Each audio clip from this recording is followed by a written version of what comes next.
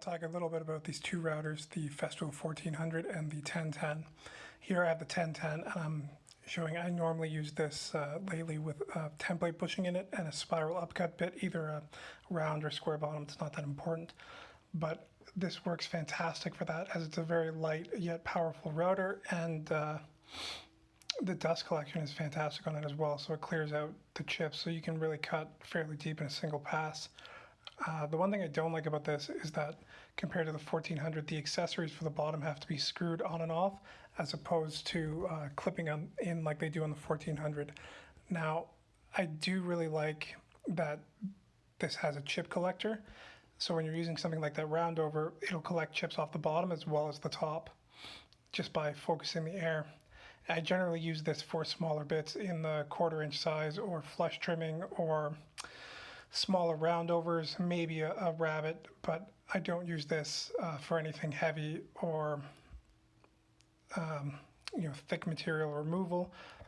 It has a locking spindle with a button there. You can see the green one for changing the blade, and it has a depth adjustment where each little notch on that wheel is 1/256th of an inch, I believe. Variable speed, locking trigger, and plunge mechanism are all easy to use and very straightforward. It's got an edge guide, although it's a pretty basic edge guide. It's got a dust collection setup that'll clip onto the bottom as well, so you can hook up 2 hoses and really get better dust collection.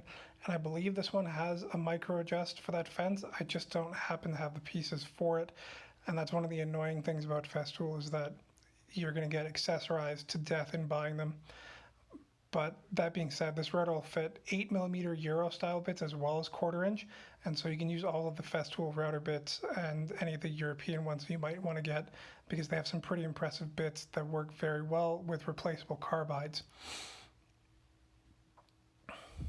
And that edge guide can be put on from either side, and one way it'll give you closer support on your work piece to help stop tear out.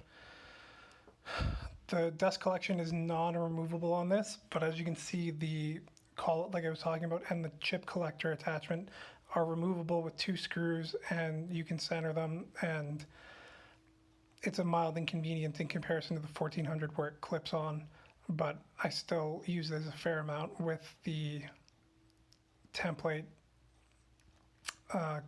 bit holder installed. And here you can see me routing out a very narrow guitar neck. I had to cut a hole into it for a truss rod, and it did this incredibly easy, very little setup time, and very little stress about making a mistake because of the depth adjustment.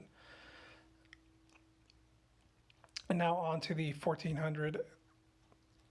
This router is better suited to larger stock removal. It's got a bigger dust extraction port, the 36mm instead of the 27, and these are some of the bits that I've been running in this lately. There's a 1/2 inch spiral upcut bit, 1/2 inch spiral upcut flush trim bit, a dovetail router, a rather large V-groove bit, slotting bit, and then a couple of door bits. These will make the stile and rails for doors, and those are about the maximum size bits that they're recommended to use in this router, although I know people have used bigger without issue. So the things that the 1400 has that I like over the 1010, it's just a more refined version. It's got a much deeper plunge mechanism. The dust extraction port is removable in case you ever needed to remove it.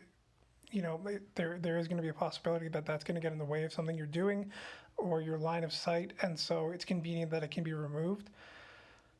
I haven't needed that. The locking mechanism for the collet to remove your bits is actually ratcheting, so you press that rocker one way or the other, and it'll lock in one direction and ratchet, so you can just flip your wrench back and forth. The depth adjustment mechanism actually has positive stops, so it clicks at every 1/256th of an inch, so you can do that by feel instead of just by looking at it. In case you're like, oh, I just need to go a little bit deeper, you can just click it 1 or 2 clicks and you'll know that you've done it. The accessories on the bottom of this router also clip in, which is unlike any other router. When you want to put the template bushing in, you just take the template bushing holder and snap it in the bottom of it, and then to remove it, you just press 2 little green rockers and it pops out. Same with the dust extraction, or the dust collector, chip collector. that clips in and pivots around the bottom, and this makes it really easy between this and the ratchet and collet to switch out accessories, switch out bits. It's just a much faster router in terms of that. The fence that's available for this, I have all the parts for this. It has a micro adjust. It has a chip collector at the bottom. It sadly doesn't fit in the 1010's fence, and I think the 1010 has two fences. They have a better version that's like this as well, which I don't have. But so this fence has two rails that'll slide in, and sorry, I got it wrong there. Two rails that'll slide in. You can adjust the width of the fence on this, so you can go around a bit or give full support behind the bit no matter what you're doing. It's got a micro adjust, so once you lock it, you just turn a little knob and it'll slowly move it in and out, so you can adjust your depth of where you're routing either your edge or your data or your rabbit. If your whatever application you're using for calls for that, which is very handy. It's got a separate knob on the top, so you have something you can really hold onto there and push it into your edge, which is convenient. That also locks it in place as well. And then this will give you, I think it's about 12 or 13 inches of depth where you can cut off the side of something in the middle of a panel. And then here you can see just reattaching the dust collection port is fairly easy even without being able to see it. And it has a little slide around that'll walk around the bit. So if you have a larger bit installed, you can slide this on, spin that little locking collar around it, and install the dust collection port after you've installed a larger bit, which might not be able to do if you couldn't slide that around. Unfortunately, this fence doesn't fit on the 1010, but it's a much more robust one.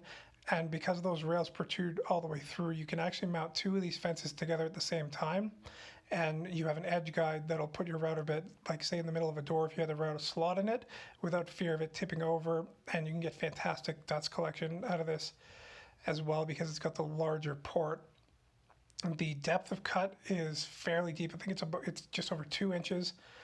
I easily use the 2-inch routing surface on the flush trim spiral bit that I have there, and this router is a little bit heavier than the 1010, so it's not as easy to do very fine things, but you can see here the ability for this router to remove material with a large bit. That's a 2-inch thick solid guitar there that I'm routing the edge of.